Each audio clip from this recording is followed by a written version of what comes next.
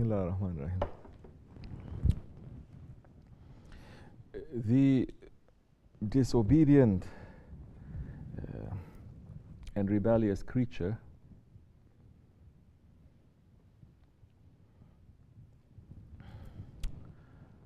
is not a creature that admits his weakness.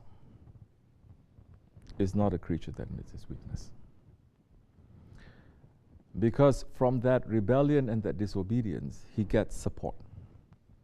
It is not from Allah, it is from Shaitan. The first rebellious one, the first disobedient one. When he gets that support, he feels good.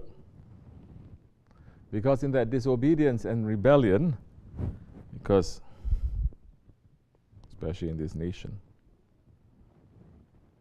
Allah subhanahu wa ta'ala is allowing rebellion and disobedience to happen. He doesn't like it, but He allows it to happen. Other nations, like the nation of the Bani Israel, they make one disobedience, they get punished right away. They get punished. They get clean from their wrong thing. They still have the mark right on their foreheads that everyone can see. Oh, this one used to lie, this one used to cheat, this one used to do this one used to do that. They cannot run away from that.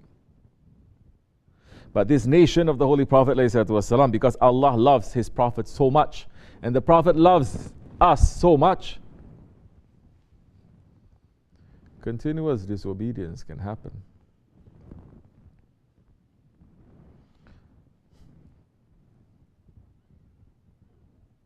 That Allah is saying in the Quran Karim, showing what disobedience all the previous nations that they have done and the punishment for it, we are doing it in this Akhir Zaman. All the wrong things from all nations, this nation is doing everything right now. And yet, because of the prayer of that Prophet ﷺ, and because he loves us, punishment of Allah is still not touching us. A little bit here and there, you think that's punishment. We're doing this for ourselves. We're doing this for ourselves. We're punishing ourselves. Because Holy Prophet ﷺ said to Allah subhanahu wa ta'ala, Ya Rabbi, do not punish my nation like you punished the nation of Nuh. Why do you think the Prophet is going to say that? Because he knows his nation is going to be making the same mistakes and even worse, like the nation of Nuh alayhi salam, that Nuh alayhi salam is saying, there is no what? There is no salvation anymore. There's no turning around for them anymore. Just to clean it, clean this world, send them to be perished. Prophet ﷺ knows that. His nation, what it's going to do in the Akhir Zaman. That's why he made the prayer, Ya Rabbi, do not punish my nation like you punished the nation of Nuh. And Allah subhanahu wa ta'ala is saying, oh, my beloved one, don't worry, I will not punish your nation like I punished the nation of Nuh. But your nation is going to invent a fire and they're going to punish themselves. So what is going to happen to this nation?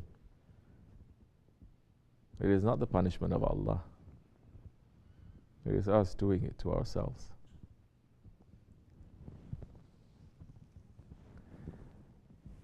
Once the person, Holy Prophet ﷺ says, when he does a wrong thing,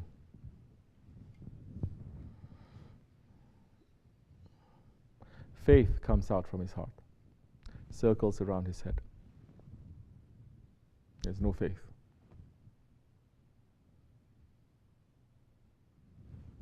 Until he asks Allah for forgiveness. There's no faith. When there's no faith now, when there's no Allah in your heart anymore, who is sitting there then? Shaitan. Shaitan is going to give up now, this throne of Allah. No. He's going to start whispering more and more and more and more. Your faith is now, instead of circling around your head, it's going to circle around the stars now. Unless you what? You turn around and you ask Allah for forgiveness. This is the thing. Adam alayhi salam,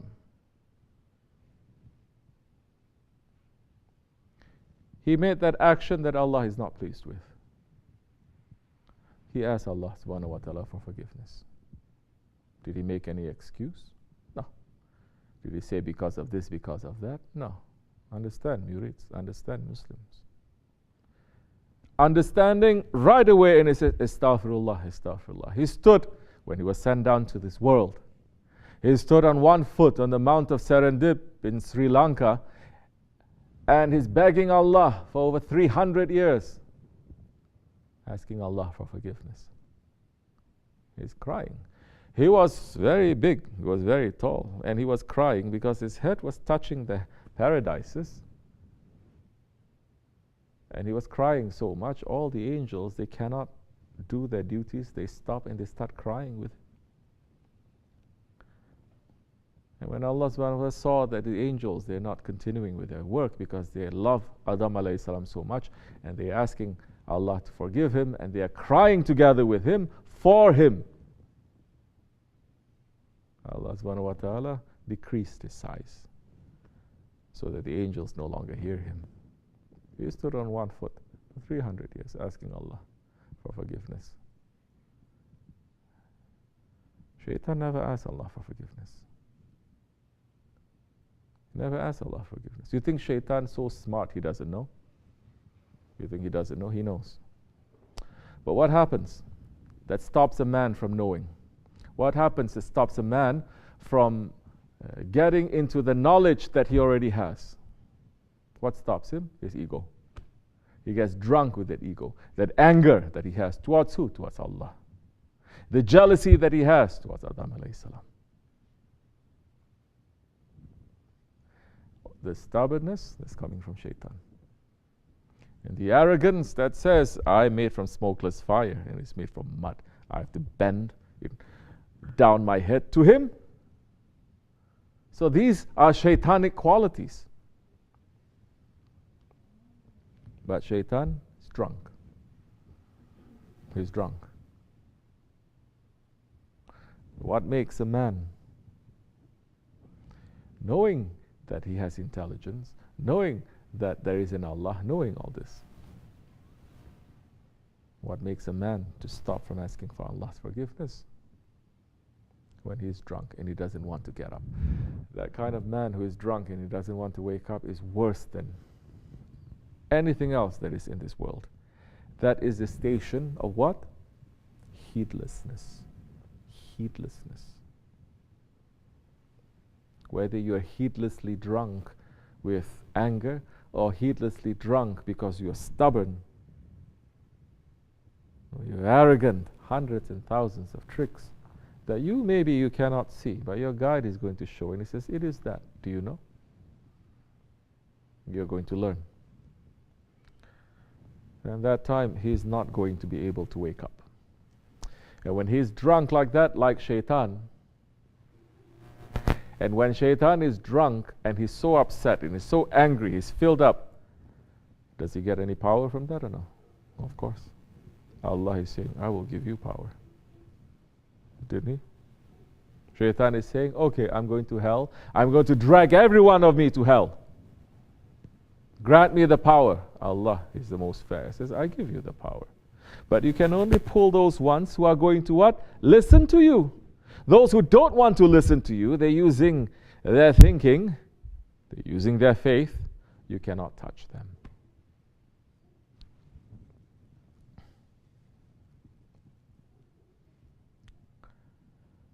So, the question that you're asking, the key word is even though we know that we are weak, because the drunk one doesn't know that he's weak.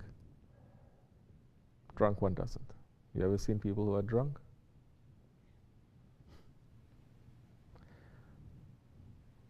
Do they behave? They call that Dutch courage. When you get drunk, you say you can do anything. When you're sober, you say, oh, I'm like this. So the aim of the prophets and the saints is to wake people up from the drunkenness, to come to themselves. Easy way or hard way? You're still drunk in this world, you're going to die one day. This world will leave you. This world will eat you. This world will grind you. That time you're going to wake up. You cannot get drunk that time. You cannot be heedless that time. Those who are searching for Allah now, they realize that now, how this world is grinding them. You understand? This world is grinding us right now. And they say we want to escape. May Allah make it easy for us. May Allah forgive me and bless you. Fatiha. Amen. Move this a little.